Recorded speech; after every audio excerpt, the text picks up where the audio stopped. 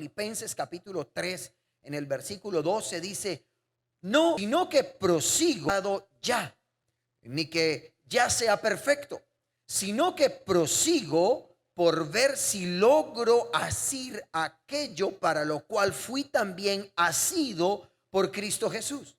Hermanos, yo mismo no pretendo haberlo ya alcanzado, pero una cosa hago, olvidando ciertamente lo que queda atrás y extendiéndome a lo que está delante, prosigo a la meta, al premio del supremo llamamiento de Dios en Cristo Jesús. Amén y amén. Bien, en la Biblia, a través de un sinnúmero de pasajes, la vida cristiana es presentada o descrita como una carrera la cual fue diseñada por Dios. Una carrera que todos iniciamos en el momento en que aceptamos el perdón del Señor Jesús, su redención, y le invitamos a que sea el Señor en nuestros corazones. Indistintamente si deseamos o no ser incluidos en esa carrera, todos nosotros, después de haber aceptado el perdón de Dios, el ofrecimiento por gracia de su perdón, somos incluidos dentro de esa carrera. Una carrera que vale la pena aclarar, no se trata de quién va más adelante o quién va más atrás. Tampoco se trata de quién corre más rápido o corre más lento. El propósito dentro de esta carrera es que todos los que están en ella puedan llegar a la meta indistintamente de la posición en que llegue a esa meta. Ahora bien, la meta final de esa carrera es ser conformados a la semejanza de Cristo y así poder vivir con Él por la eternidad, glorificándole. Esa es la meta final. Para correr esta carrera en la cual hemos sido colocados, necesitamos de un mapa, necesitamos de una brújula, necesitamos de una guía que nos indique cuál es nuestra ruta a seguir, por dónde debemos transitar.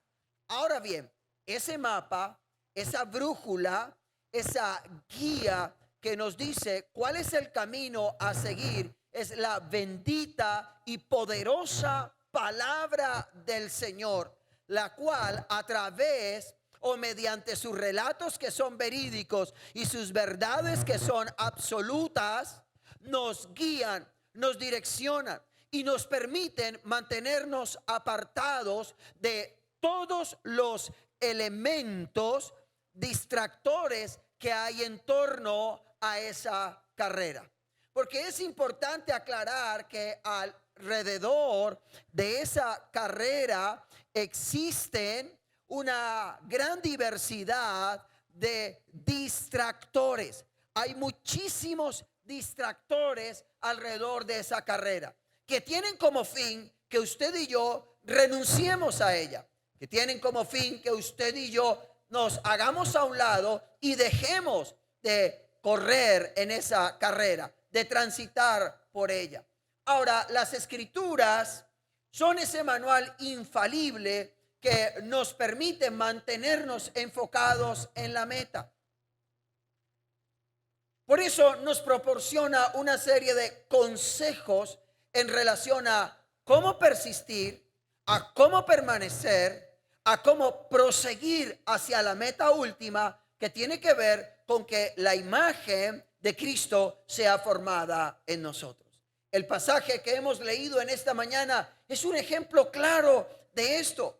En este pasaje, el apóstol Pablo, escribiendo a los creyentes en Filipo, a los filipenses, Pablo les comunica 6 requerimientos, los cuales son indispensables tener en cuenta a la hora de avanzar hacia la meta en la carrera de la fe, en la cual todos nosotros en este lugar nos encontramos.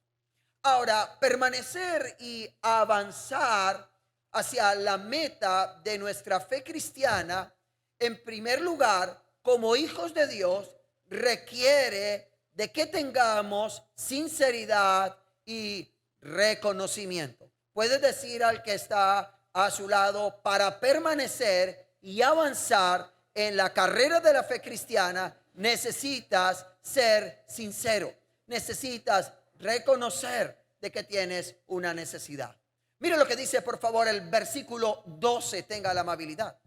No que lo haya alcanzado ya, ni que ya sea perfecto. Ninguno de nosotros debería pensar que ya alcanzó la perfección. Si un hombre como el apóstol Pablo, quien recibió un llamado extraordinario, como lo vemos allá en Hechos capítulo 9 hacia el versículo 1, donde el mismo Señor Jesús se revela a Pablo y Pablo escucha su voz y el Señor le llama. A este hombre a quien recibe un llamado extraordinario y luego es capacitado y empoderado por el mismo Dios, y además de eso tiene una experiencia peculiar, la cual le narra a los creyentes en Corintio cuando le dice que él ha estado en el tercer cielo. Ahora, un hombre que tiene un llamado extraordinario, que es preparado por Dios y revestido de la autoridad del Espíritu Santo para ejecutar un ministerio poderoso a los gentiles, y que ha tenido una experiencia con Dios y con relación al cielo, dice algo muy profundo. Dice: no creo haberlo alcanzado todo. No creo todavía haber sido perfeccionado. ¿Cuánto más entonces nosotros deberíamos decir algo así como lo que dice Pablo? Es una profunda equivocación creer que por causa del tiempo que llevamos en la vida cristiana, en el evangelio o en el ministerio, o desarrollando algún don, talento o actividad dentro de la iglesia, ya hemos sido perfeccionados. De ninguna manera. Y eso es importante comprenderlo. De igual forma, es un error garrafal pensar que alcanzaremos la perfección en esta vida. Una de las cosas que en este último tiempo me preocupa dentro de la cristiandad actual es que ya muchos pretenden ser perfectos en la vida cristiana. Y aunque de pronto no lo mencionan de manera literal, a través de sus acciones lo dan a entender. Hay personas que hoy en día dicen cosas como: la verdad es que yo no necesito ya congregarme, o casi no me congrego. La verdad es que he madurado lo suficiente como para ir a toda hora a la congregación. Eso me preocupa en gran manera. Me preocupa hoy en día ver personas que dicen: yo ya no necesito más discipulados. Ya yo necesito seguir creciendo. Ya leí una vez la Biblia. Por Dios, Pablo, el apóstol a los gentiles, el hombre que ha tenido una revelación del tercer cielo, dice: ni siquiera yo creo que ya lo ha alcanzado. ¿Cuánto más entonces nosotros no tenemos que seguir caminando, corriendo dentro de la carrera de la fe, de la vida cristiana? Es preocupante hoy en día ver cómo muchas personas creen que ya no necesitan más, que ellos están bien. Y he llegado a la conclusión que entre más lejos está un creyente de Dios, mejor cree que está. Porque cuando yo leo la Biblia y veo que los hombres de Dios están más cerca de Él y tienen encuentros y revelaciones con Él, ellos se dan cuenta lo indignos que son y lo mal que están. Yo veo, por ejemplo, a un Isaías que tiene una revelación del trono de Dios y siente que ha de morir porque es un pecador. Todos los hombres en la Biblia que estuvieron cerca de Dios se dieron cuenta realmente lo grande, lo magnífico, lo todopoderoso, lo santo, lo sublime, lo eterno que es Él, lo santo que es Él y lo pecador que somos nosotros. Y he llegado a la conclusión que entre más cerca estamos de Dios, nos damos realmente cuenta cuánta necesidad tenemos de Él. Pero entre más lejos de Dios estamos, entonces es cuando menos nos damos cuenta de la necesidad que tenemos de Él. Permítame decirle, no es posible tener una perfección en esta tierra, ni tampoco será el resultado de la autoflagelación, ni a través de un extremo legalista. Recuerdo una vez que alguien me habló y me dijo acerca de que la persona pasaba mucho tiempo en casa y dijo, ¿sabe, pastor? Después de analizar un poco acerca de mi vida, hay veces me pongo a orar y le pregunto al Señor, ¿de qué me debo arrepentir? Yo no tengo ya nada de qué arrepentirme. No salgo a la calle yo. Bueno, permítame decirle, quien así piensa, debe comenzar por arrepentirse de esa forma de pensamiento. Porque esta forma de pensamiento ya revela un grado de orgullo muy profundo en su corazón. Ahora, escuche lo siguiente. La perfección no se logra porque tengamos un comportamiento legalista, ni de autoflagelación, como era la idea monástica de la Edad Media. Los hombres creían que si se apartaban y se alejaban de todas las cosas serían más iluminados, más santos, más perfectos. Y eso no es cierto. Mientras que estemos en este mundo, a pesar de ser hijos de Dios, redimidos por la sangre de Jesús, cada uno de nosotros deberá luchar contra el pecado que, según el escritor a los Hebreos en el capítulo 12, versículo 1, tanto nos asedia. El pecado no es un asunto externo. El pecado es un asunto interno, es connatural al ser humano y está allí las 24 horas, los 7 días, está asediándote, está a tu acecho. Si bien es cierto que en nuestra fe seremos probados en algunos momentos de nuestra vida y en algunas etapas de nuestra vida, el ser probados en nuestra integridad sí será diario. Mientras que somos probados en nuestra fe por momentos y tiempos, la pureza, la vida de integridad nuestra sí será probada a diario. Siempre el pecado estará ahí al acecho. Por eso entonces debemos de tener la intencionalidad de mantenernos firmes dentro de la carrera de la fe. Solo cuando nuestros cuerpos mortales sean transformados en inmortales, ya sea a través del arrebatamiento de la iglesia o porque nuestra existencia física termine y morimos en Cristo, entonces es allí, en ese momento, donde habremos llegado a la perfección, pues experimentaremos acerca de la glorificación de la cual habla el apóstol Juan en su primera carta en el capítulo 3, versículo 2, cuando dice, amados, ahora somos hijos de Dios. Y aún no se ha manifestado lo que hemos de ser, pero sabemos que cuando Él se manifieste, seremos semejantes a Él, porque lo veremos tal como Él es. Ahora, el hecho que aún no hemos sido perfeccionados, y es importante aclarar esto, en su totalidad, no es tampoco la excusa o la licencia para pecar, pues existen los dos extremos. Hay quienes creen que ya han sido perfeccionados y no necesitan seguir creciendo en la vida devocional, en la vida espiritual, en la formación espiritual. Y que ya ellos no necesitan.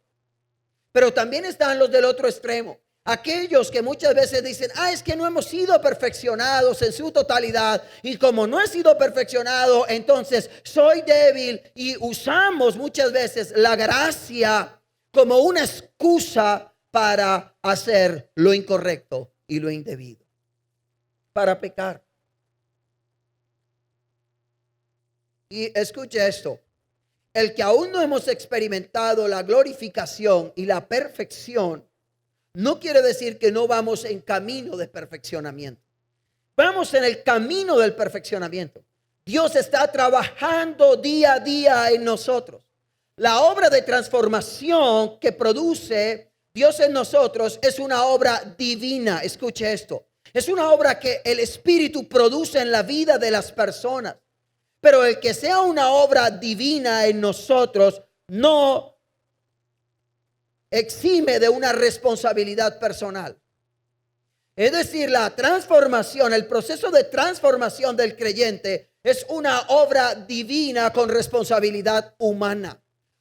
Es Dios quien trata la obra divina en que Dios es quien cambia el corazón del ser humano. Es Dios quien transforma la vida del ser humano.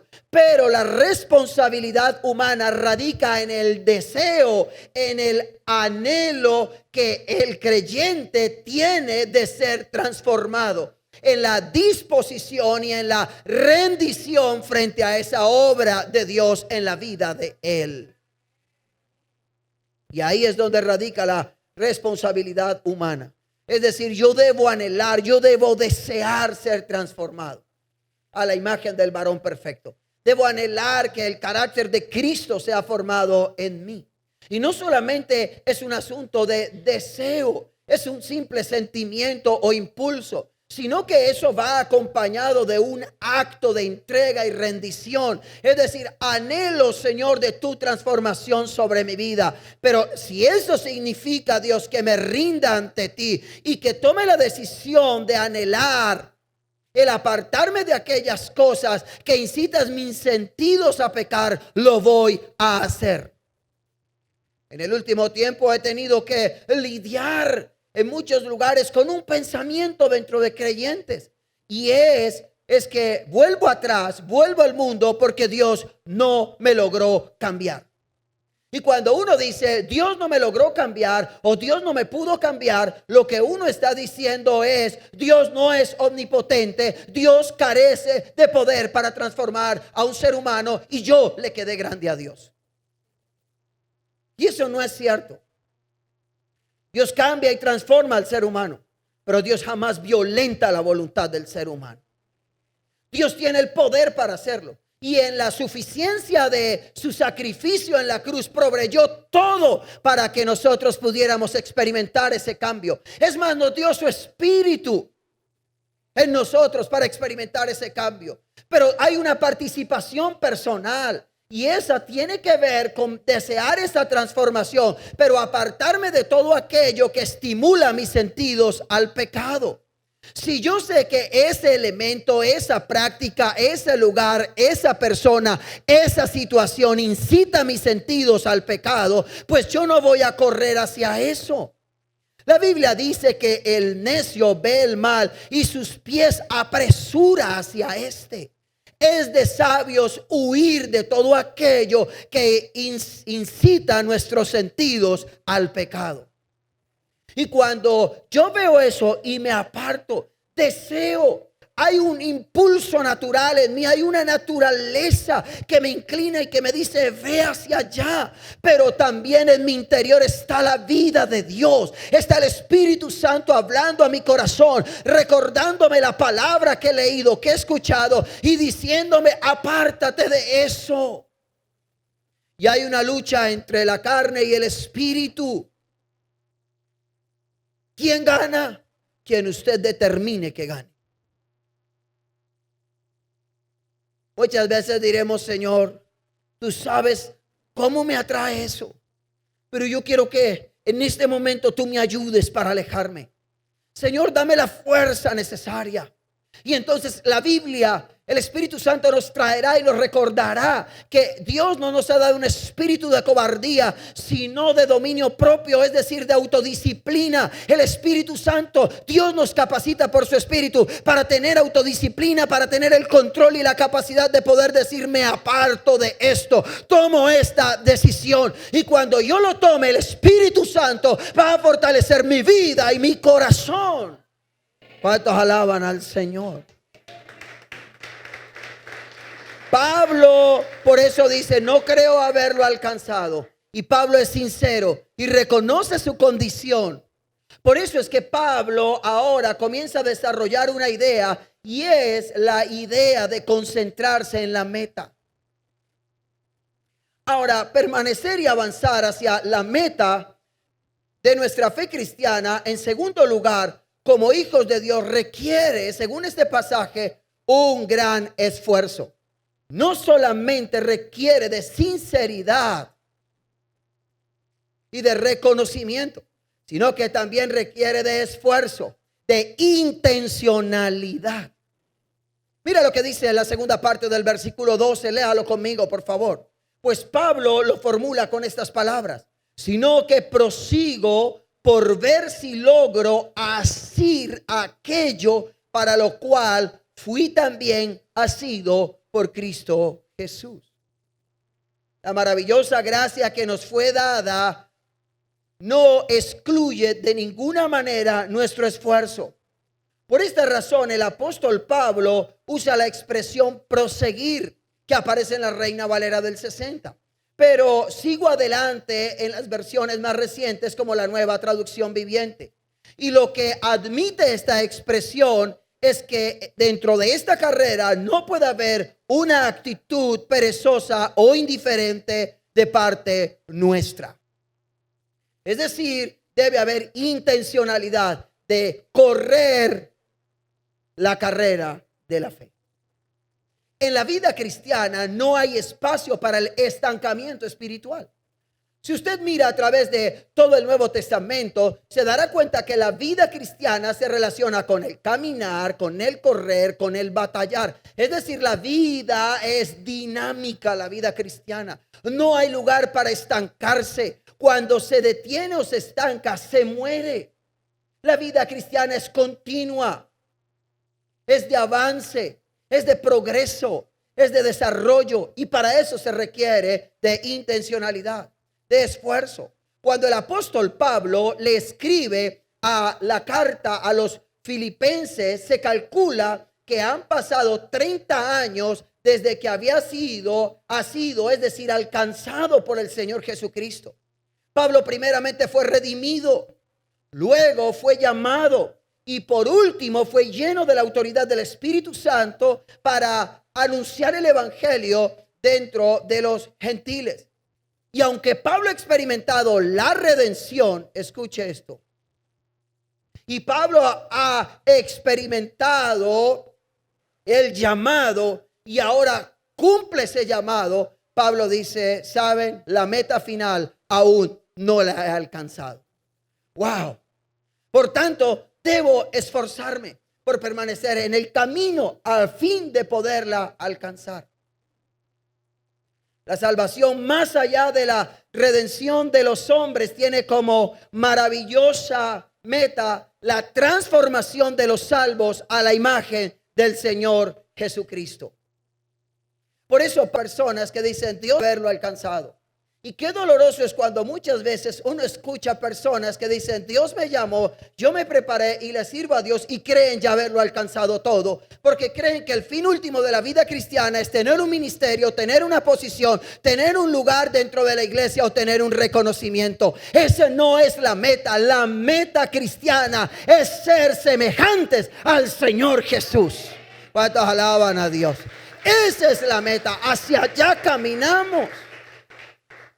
Ahora, el punto es que en ese peregrinar, en ese esforzarnos por caminar, escuche, existen peligros. Y uno de ellos es el de errar en el camino. Proverbios capítulo 19, hacia el versículo 2 dice que el que se apresura con los pies peca. Hay veces nuestras intenciones son buenas, pero a pesar de ello nos equivocamos.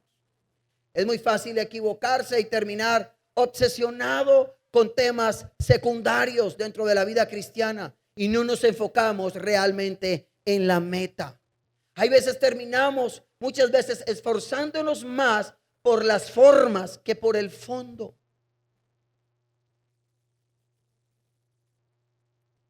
Esa es la gran realidad. Terminamos más preocupados por temas secundarios. Hay doctrinas primarias y hay secundarias.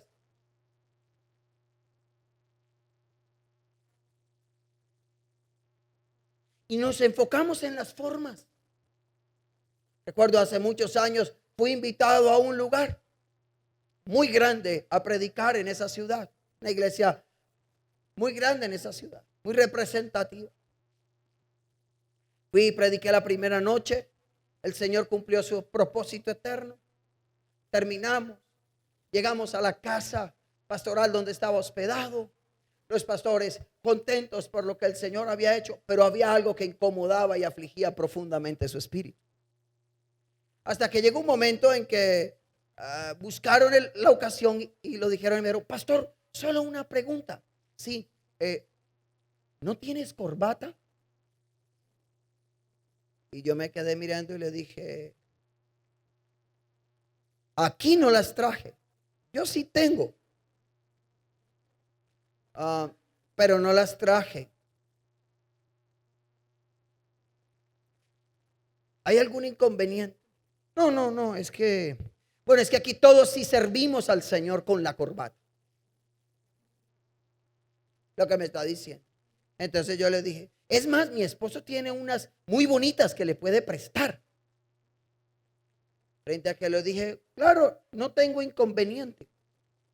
Lo que pasa es que como la ciudad es tan caliente y yo tengo una situación y es que sudo demasiado, entonces la verdad me siento a veces incómodo.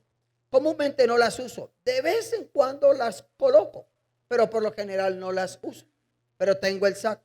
No tengo problema en si me prestan una. Sin embargo, es importante aclarar, le dije yo así, un charlandito, comiéndonos alguito y riéndonos. Le dije, es importante aclarar que la corbata no me hará más ungido mañana o menos ungido. La corbata es la corbata, creo yo. Y no seré más ungido ni menos ungido. No tendré más actitud ni menos actitud a la hora de predicar. Y no tendré más conocimiento ni menos conocimiento a la hora de predicar. No tendré más autoridad ni menos autoridad. Porque he llegado a creer que a Dios lo de la corbata le interesa poco. Le interesa más el corazón. Sin embargo, entiendo que tienen formas y no tendría problema. No me sentiría tan cómodo como predicar sin ella, pero lo hago. No, tranquilo, no queremos incomodarle tampoco. Predique así libremente. Gracias, se lo agradezco profundamente. Pero mire cómo hay veces nos cerramos en formas y no en el fondo. Una vez tuve que atender a una pareja, una madre y un hijo extremadamente afligidos, porque la congregación a donde asistían les exigía que para participar de la Santa Cena tenían que vigilar toda la noche.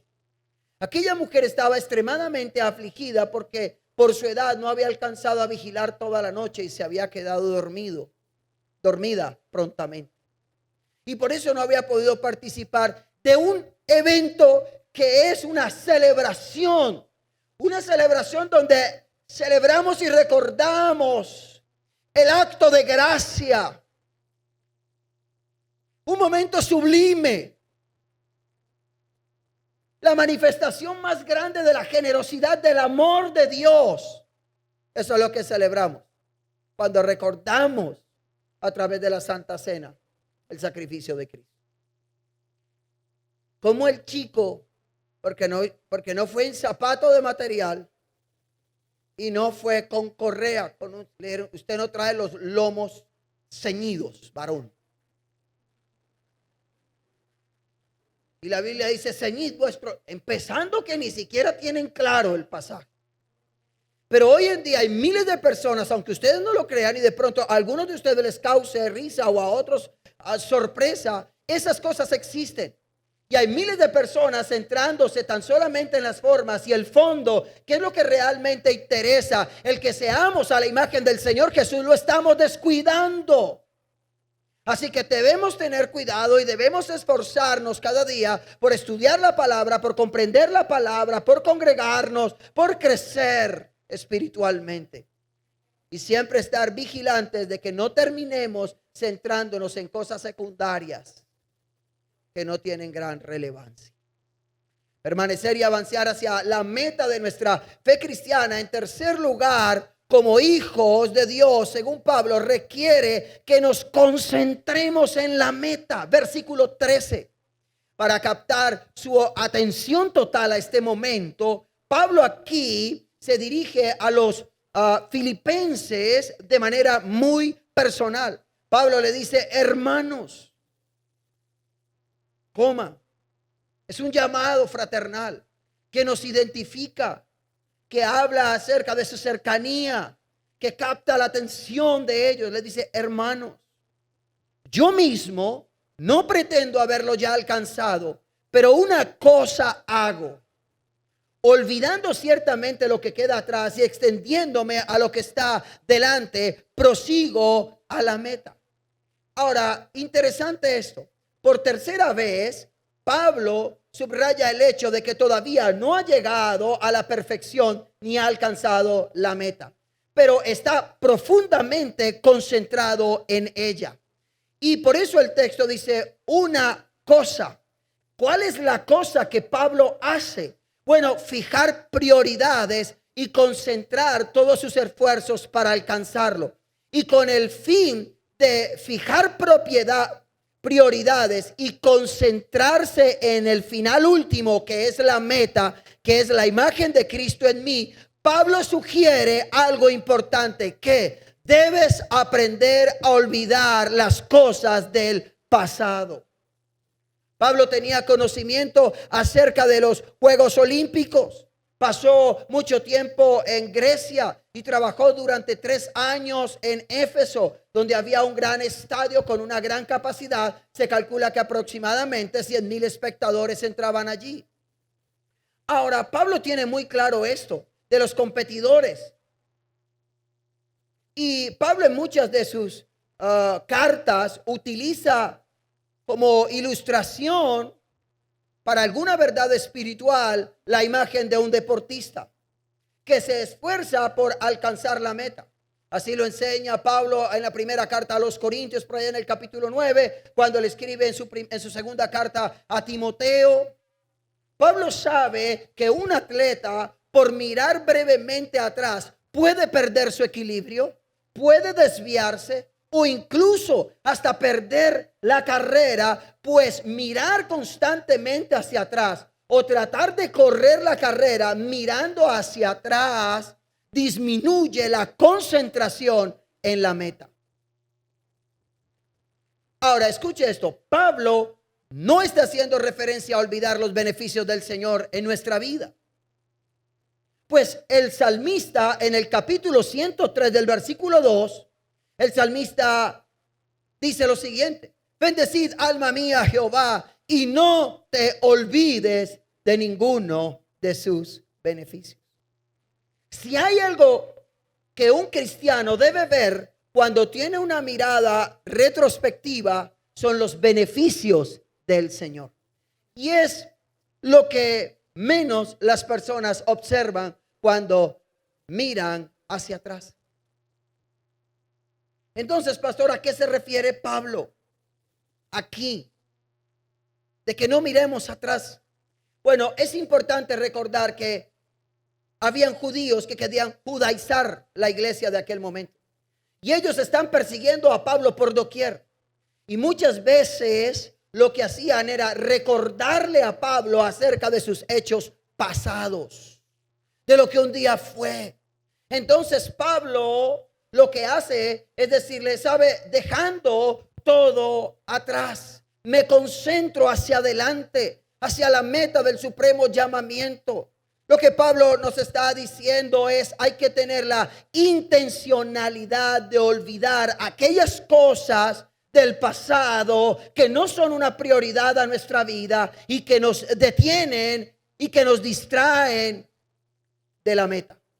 Porque la palabra que Pablo usa en el griego para olvidar literalmente se traduce como descuidar intencionalmente. En otras palabras, lo que Pablo está diciendo es que literalmente debemos esforzarnos en olvidar ciertas cosas de nuestro pasado, ciertos eventos del pasado que nos detienen. ¿Por qué? Porque el no despojarnos impide avanzar, nos impide progresar espiritualmente. ¿Cuántas personas no están prosiguiendo, no están avanzando en la carrera de la fe porque están atados a lo que un día les pasó en otra iglesia? Es que lo que un día me hizo alguien, Pastor, hace 25 años. Están atados al pasado. Pastor, el resentimiento, el dolor. ¿Cuántas personas no pueden ser felices hoy en la iglesia emocionalmente? No se dan una oportunidad en el Señor con otra persona porque ellos todavía viven recordando, ¿y si me hace daño? ¿Y si me lastiman? ¿Y si vuelvo? Y literalmente se han detenido en el tiempo y en el espacio. No están avanzando. Hay cantidad de personas que han experimentado situaciones difíciles en su vida. Hay quienes muchas veces, está claro, recuerdan con profunda nostalgia, ay, cuando yo tenía, cuando yo hacía, uy, cuando teníamos esto, cuando teníamos aquello. Y por estar pensando en el yate, en el helicóptero, en lo que antes tenía, estoy manejando unas hipérboles, por estar concentrado en lo que antes tuvo y ahora no tiene, es que no puede pensar en las nuevas oportunidades que Dios le está colocando al frente. Por eso no las ve. Por eso no ve lo nuevo que Dios le está colocando para proveer a su vida. Porque no ha decidido dejar eso atrás. Permítame decirle, el pasado no existe, sino en su mente. No lo puedes palpar. No es real. Solo existe aquí. Y el futuro es incierto. No sabes hoy van a repercutir, vendrá. Es cierto. Sabemos que muchas cosas que hacemos hoy van a repercutir en el mañana, siempre y cuando logremos vivir ese mañana. Pero ¿y si no lo logramos vivir? Por eso hay que concentrarse en el hoy. Hay que vivir el hoy. Hay que estar ubicados, concentrados en lo que Dios está haciendo en nosotros y de lo que Dios a lo mejor ya nos está hablando o nos está adelantando por gracia y misericordia. Dios vino y habló a tu corazón, a tu vida, trajo una palabra, un profeta, te lo dio a través de la escritura. Cuando tú lees la palabra y tú dices, wow, hay promesas de Dios para mi vida en el futuro. Entonces debemos concentrarnos en vivir el presente de tal manera que ese presente nos esté empoderando y catapultando para lo que ha de venir. Pero no podemos seguir quedándonos en el pasado. No podemos seguir un día añorando eso, porque no avanzaremos. Un ejemplo claro de esto fue el pueblo de Israel.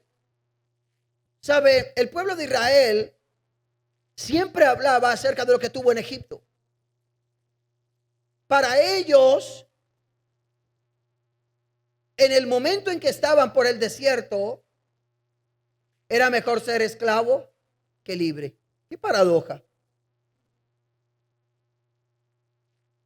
Ellos preferían una tumba como esclavos y no una tumba como libres.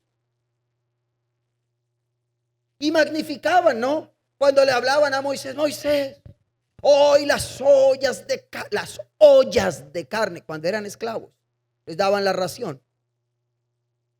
Ah, lo que comíamos, los ajos, los puerros. Y lo que nunca los dejó avanzar por el desierto, y toda esa generación terminó muriendo en el desierto, fue eso. Gracias a Dios por Moisés. Por lo menos veo un líder. Moisés nunca lo vemos diciendo, sí, es mejor, volvámonos a la esclavitud. Este desierto está muy duro y con ustedes más aún. Moisés no les dijo cuando dijeron, ay, mejor era Egipto. Sí, Señor, por aquí es el camino. Bien pueda, vayan adelante que detrás voy yo. No. Yo veo siempre a un Moisés confiando en el Señor. Hasta que llegó un momento en que se desenfocó. Y ese es el peligro. En la carrera perdió el enfoque. Se desubicó. y terminó haciendo lo que Dios no le dijo que hiciese. ¿Y dónde me deja Pablo y Silas? Pablo y Silas se encontraban presos por hacer la obra de Dios. Y estaban en la cárcel de más adentro. La cárcel de más adentro era el lugar de la prisión más oscuro, más recóndito, más inhumano. Las personas que eran llevados a ese lugar, escuchen esto, eran colocados, atados a unos cepos, y no habían baños, ni los sacaban de allí. Así que podrás imaginar cómo era el olor de ese lugar. Y yo no veo un Pablo y un Silas diciéndole, sí, claro, Señor, ¿por qué? ¿Por qué a mí si soy tu siervo? Yo no veo a Pablo y a Silas en eso. Ni a Pablo diciendo aquellos tiempos cuando yo era un judío y todo mundo me hacía la venia porque yo era Pablo. Yo era Pablo, no. Saulo de Tarso. Formado en la escuela de Gamaliel. No. ¿Sabe a qué veo yo? Yo veo un Pablo y yo me los imagino ahí con un Silas, encorvados, ahí atados. Y los veo mirándose el uno al otro. Y los veo porque dice la Biblia que algo bien particular hacían. Y era que alababan al Señor. Y entonces yo me los imagino ahí a lo mejor diciendo, el gozo que tengo yo, el mundo no me lo. Al punto que tembló el lugar y las cadenas se rompieron. Y todo lo que terminó esa jornada fue en la predicación del evangelio y el testimonio a un carcelero. Y a lo mejor a las personas que oían a Pablo y a Silas. A lo mejor yo hay veces exagero un poco y a lo mejor estaban allí y a lo mejor el hermano Silas dijo, ay, Pablo, no aguanto más. Y Pablo le dijo, tranquilo, tranquilo que yo lo sigo, tranquilo. Y adoraban al Señor. ¿Cómo así? Bueno, al entendedor pocas palabras. Y ahí, y alabaron a Dios. Porque lograron olvidarse y soltar su pasado para focalizarse en su meta. ¿Cuál era la meta? Que la imagen de Cristo sea formada en mi vida. Y Dios lo va a hacer a través de todas las situaciones que yo tengo que vivir. ¿Cuántos alaban al Señor por eso? Las palabras extendiéndome a lo que está delante nos muestran la concentración y el esfuerzo máximo de un corredor. Los atletas tienen una sola meta, la línea de llegada, y muchos de ellos inclinan su pecho a fin de que con su pecho, antes de que sus pies tocar la cinta de llegada. ¿Sabía usted que hay hombres que han ganado las competencias por extender su pecho? Y hay quienes han perdido competencias por no haberlo extendido. Y Pablo está hablando acerca de esto. Y Pablo dice, extendiéndome a lo que está adelante, esforzándome, concentrándome, yendo por lo que me pertenece, por lo que el Dios me ha establecido como una meta. Permanecer y avanzar hacia la meta de nuestra fe cristiana, en cuarto lugar, como hijos de Dios, requiere una motivación espiritual. Hay que estar motivados espiritualmente. Versículo 14, por favor. Prosigo a la meta, al premio del supremo llamamiento de Dios en Cristo Jesús. Es posible que en todo este esfuerzo de correr esta carrera nos cansemos, nos desanimemos. ¿Alguien se ha cansado? ¿Alguien se ha desanimado alguna vez dentro de la carrera de la fe cristiana? Claro que sí. Por eso es que necesitamos ser motivados para seguir a la meta. Pero la motivación que necesitamos para seguir en la meta no se halla en las palabras de un líder. Porque ese tipo de motivaciones humanas sale con un baño. Esa es la gran verdad. A la primera adversidad se acaba el ánimo. Entonces, ¿qué motivación espiritual necesitamos? Bueno, de la que Pablo nos deja ver aquí. Prosigo a la meta, al premio del supremo llamamiento. Es decir, que la motivación de un cristiano radica en la contemplación del supremo llamamiento, es decir, en la gloria indecible, en la consumación de nuestra salvación, en la plenitud de la salvación, la comunión perfecta con nuestro Señor Jesucristo. En otras palabras, con la glorificación de nuestro ser, de la cual habla el apóstol Juan en su primera carta, versículo 3. Capítulo 3, versículo 2, donde dice que un día seremos semejantes a Cristo. Es decir, si a usted no lo motiva la gloria venidera, si a usted no lo motiva saber que un día usted estará frente al Dios de gloria y que usted tendrá un cuerpo glorificado como el de Cristo y que estaremos por la eternidad con Él, entonces no va a pasar mucho en su vida, no va a avanzar mucho. Lo que nos debe mantener motivados es la gloria venidera, lo que experimentaremos, no las palabras de un líder que nos diga todo va a mejorar, cuando muchas veces al otro día usted se levanta y las cosas no mejoraron, o le pasa lo que me pasó. Claro. No, mi motivación no debe estar en las cosas efímeras y periféricas. Mi motivación está en saber que hay una meta a la cual puedo llegar y que esa meta me incluye el poder vivir por la eternidad con el Señor.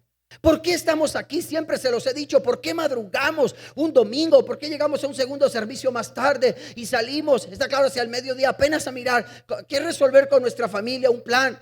¿Qué es lo que lo motiva a usted muchas veces a estar aquí, a venir?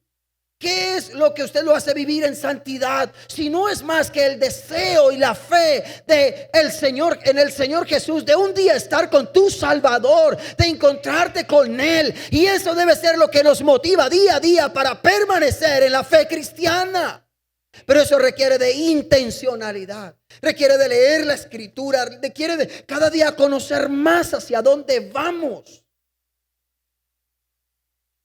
De manera particular, hay veces le he dicho, y es algo muy personal, le digo, amor, ¿no te cansas de leer? Me dice, no. Y hay veces le he dicho que hagamos otra cosa. Y un día le dije, en serio, pasas horas.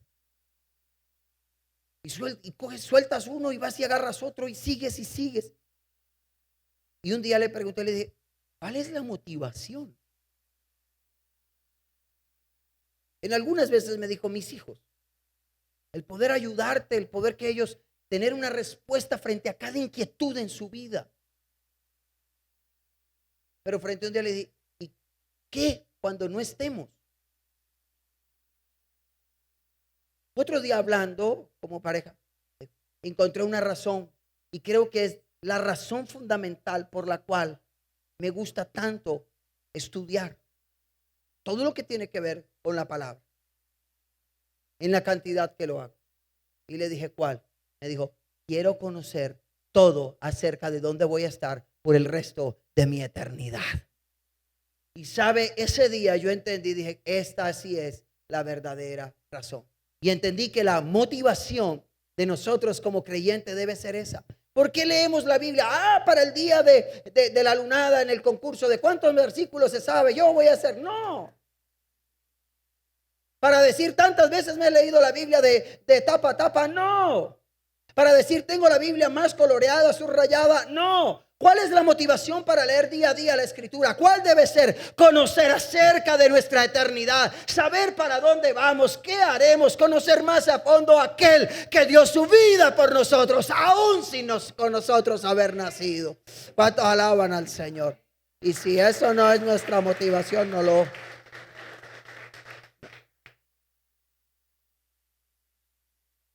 Por eso la esperanza del arrebatamiento debe ser gran motivación para nosotros. Termino rápidamente porque el tiempo se me acabó, diciéndole permanecer y avanzar hacia la meta de la fe cristiana. En quinto lugar, requiere de la ayuda divina. Todos los que, versículo siguiente, versículo 15, todos los que son espiritualmente maduros estén de acuerdo en estas cosas. Si ustedes difieren en algún punto, estoy seguro que Dios, dice Pablo, los hará entender. Las diferencias de opinión según la madurez de un cristiano no deberían impedir a nadie proseguir hacia la meta. Pero si hay un obstáculo en nuestras vidas, el Señor lo va a revelar. Él cuenta con medios para hacerlo, la eficacia de su palabra, la predicación, la lectura de la Biblia personal. Dios usa herramientas humanas, hermanos de la fe a nuestro alrededor, y aún los momentos difíciles, las pruebas, todo eso nos ayudan y nos incentivan a proseguir hacia la meta. Muchas veces encontraremos y hallaremos diferencias, pero eso no debe ser razón para dejar el ministerio. Un día escuché hablar acerca de un pastor que quería abandonar el ministerio porque ya no estaba de acuerdo en la forma en que su concilio administraba las cosas. Lo tenía muy cargado. Le dije, esa no es razón para que abandones el ministerio. No, la razón tampoco está claro para tomar malas decisiones. Si hay alguna diferencia de opinión, entonces de seguro debemos confiar que Dios tiene el poder para hablar al corazón de esa persona, para traer los correctivos necesarios. Y por último, permanecer y avanzar hacia la meta de nuestra fe cristiana.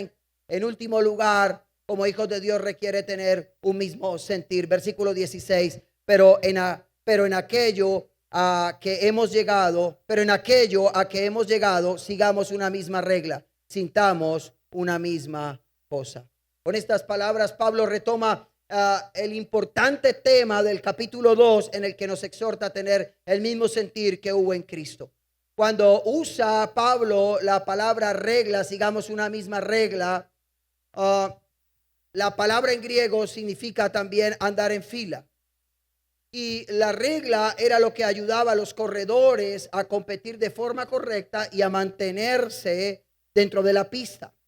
Ahora bien, lo que Pablo está diciendo es que nosotros, en la medida que, o ellos, los filipenses, en la medida que ellos avanzaban en la vida cristiana, era necesario que todos como iglesia local tuvieran un mismo objetivo.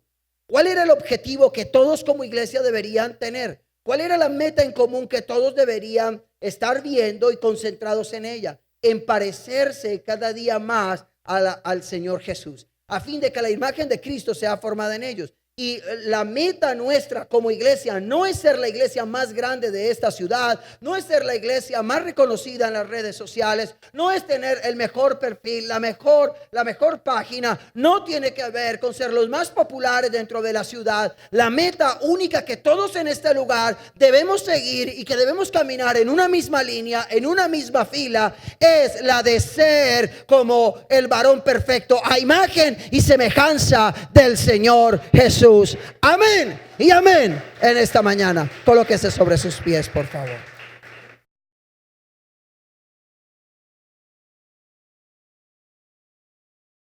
Hola, soy el pastor Jaime Carrasco de la comunidad cristiana El Camino Cali. Y quiero invitarte a que te suscribas a nuestro canal El Camino Cali y puedas tener toda la información acerca de lo que está ocurriendo dentro de nuestra congregación y puedas escuchar todos los videos y las predicaciones de la comunidad cristiana El Camino Cali.